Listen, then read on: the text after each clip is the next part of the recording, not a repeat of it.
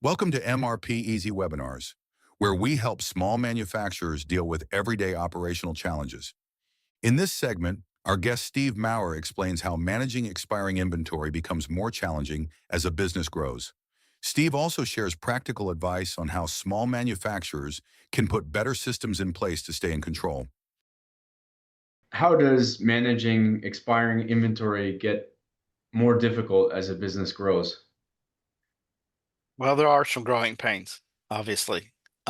What used to be could be managed manually in-house by a couple of people, all of a sudden you've got uh, a lot more SKUs. You've increased your product line, you've expanded it, your production volume grows, and sometimes your hiring doesn't match up with your growth. I've seen small manufacturers start in one building. They had everything self-contained, but all of a sudden their manufacturing business grew. And now they have to have multiple storage locations. They've outgrown their interior warehouse space. Now they got to manage these locations too, and what products are here and what products are there. And so the multiple storage locations definitely add to the complexity. And here again, tribal knowledge. Let me explain that term. Tribal knowledge is they. Here's Fred. He started the manufacturing company with his two main buddies, Bob and Joe. And they did everything. They had it up here. Everything was up here. And then they started to hire people because they were expanding. And now that knowledge had to go out, but it doesn't always translate over easily to new hires. Anything that it was done, well, that's the way we've always done it. It doesn't work. It doesn't scale because as things get more complex, it's harder to manage and you can't manage things the way that you used to do. You need to turn that tribal knowledge into institutional knowledge or policies. Right. And this is the way we track inventory. This is the way we manage expiration dates. Your processes need to be more defined. And for smaller manufacturers, sometimes that's a little hard. And they need to sit down and really do some boardroom time and figure out how this stuff is actually going to work and continue to work as you grow. And you're also going to get your supplier networks are going to change. If you were a mom and pop store type manufacturer, a small manufacturer in a small town, you were getting from local suppliers. As you get bigger, those local suppliers may not be able to get you everything that you need. And the greater your production volume grows, the more upstream suppliers you may have to rely on.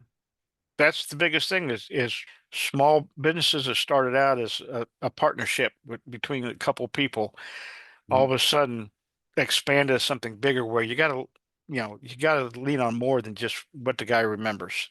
Right. Yeah, you can't rely on like informal processes. You have to Right. build some kind Everything of has to be system. formalized. Yeah. So here's a couple more points on why small manufacturers struggle to manage expiring inventory. So maybe you could touch on a few of these. See, this happened to us a lot. Sales teams overpromise. They say, "Oh yeah, we can supply this much product and we can get it to you at this time," and then you haven't even produced it yet, and so you're gonna to can run into issues. Uh, Spreadsheets, there again, spreadsheets, either paper, ledgers, or even computerized Excel worksheets. They only work up to a point.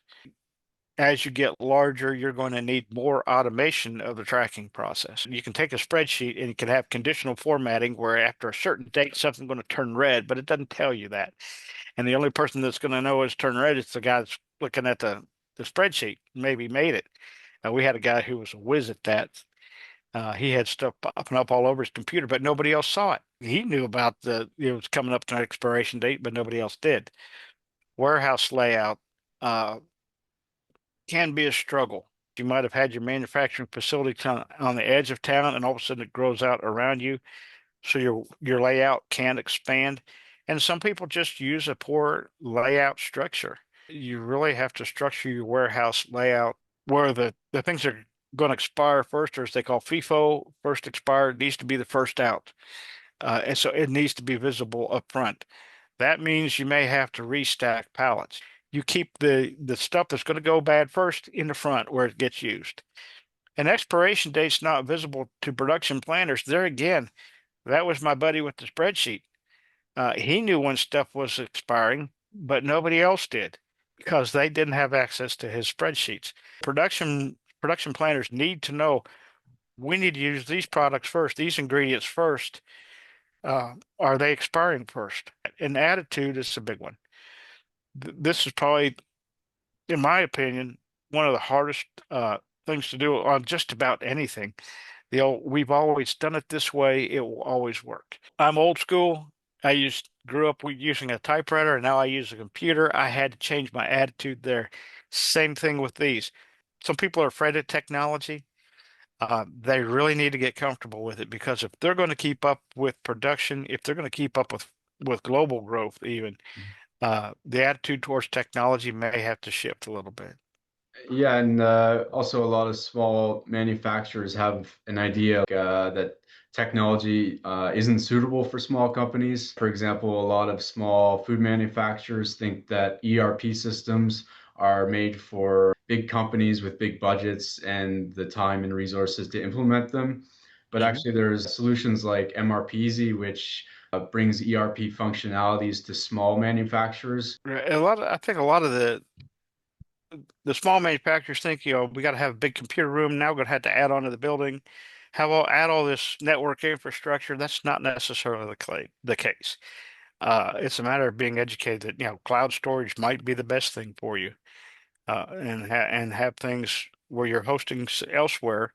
And like I say, there are programs like MRPeasy that can actually scale, start small, scale with the business. It will grow as they grow. To close out, let's give a few solutions for managing expiring inventories. So, how can small manufacturers better manage their expiring inventory? The first step here, we have assess your current system. You got to get honest with yourself.